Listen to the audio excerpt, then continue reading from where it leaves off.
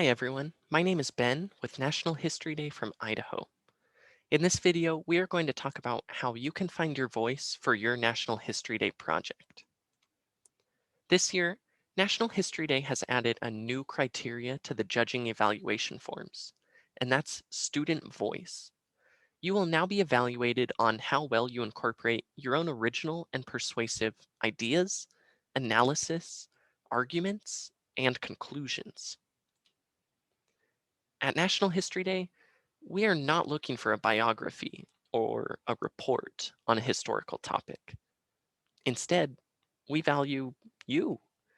We want you to make your argument using your own words based on your research.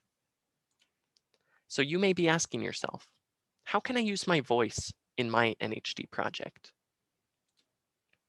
Let's start with looking at exhibits. This exhibit is about John Snow, an English physician who helped determine how cholera spread in the 19th century.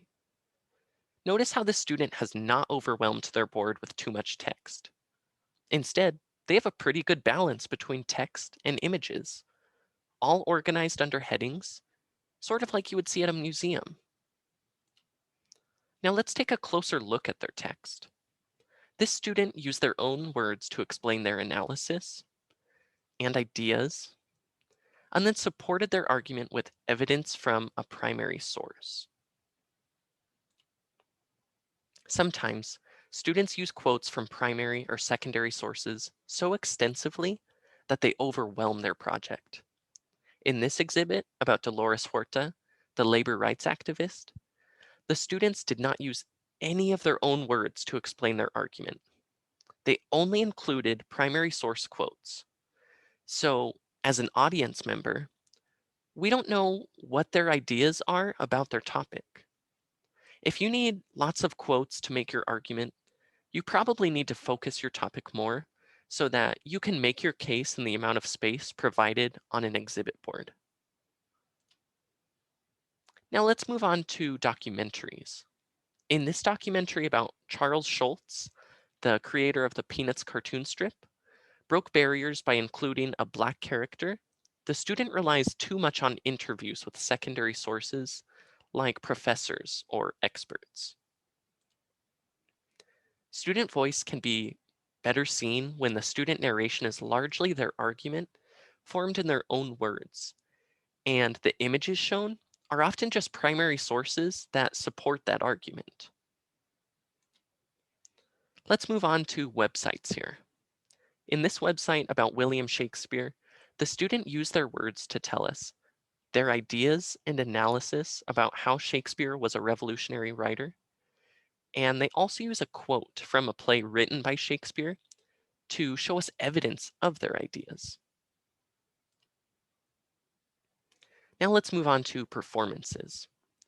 In this performance about May Arkwright Hutton, a suffragette who lived and worked in the Pacific Northwest, this student is arguing that Hutton broke barriers for women to get the right to vote. In her performance script, this student shows how Hutton was inspired by a meeting with the future President William McKinley. She incorporates a primary source quote as evidence to prove her argument. We can also hear the student's voice in how she chose this quote and writes from May's point of view of how it inspired her.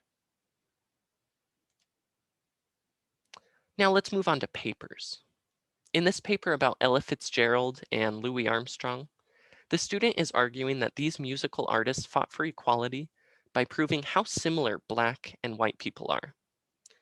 Here you can see original student ideas. And from that same paper, you can see evidence from a primary source matched with more student ideas. Remember, at National History Day, we want to hear your voice. It's okay to consult experts or secondary sources, but the focus of your project should always be your own thoughts and ideas. Thank you for listening to Student Voice by National History Day in Idaho. If you have any questions or are looking for some more resources, check out our website at www.history.idaho.gov/NHDI. Happy researching.